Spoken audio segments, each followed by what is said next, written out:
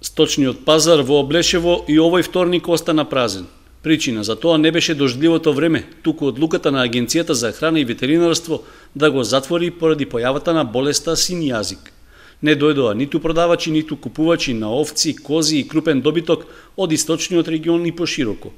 Овој пазар е најголем во регионот, со најголема понуда на разновиден добиток, за кој неретко трговци доаѓаат и од други делови во државата.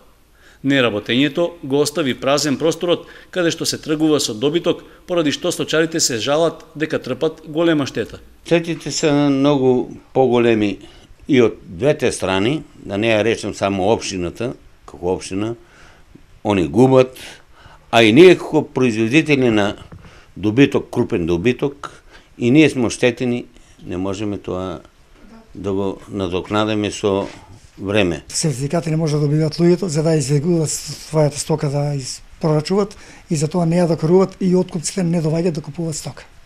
Колку време е вака и до кога ќе биде? Па ова е трети вторник сега, до кога ќе биде не сум запознаен, додека не јават, значи ние воопшто не знаеме тоа.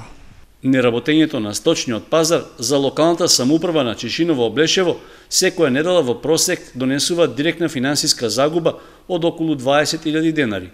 Освен тоа, отсуството на продавачите и купувачите ги намалува и останатите приходи, што дополнително се остваруваат во трговските и угостителските објекти во општината. Одлуката за затворање на повеќето сточни пазари во Македонија поради болеста син јазик, Агенцијата за храна и ветеринарство ја донесе во средината на август.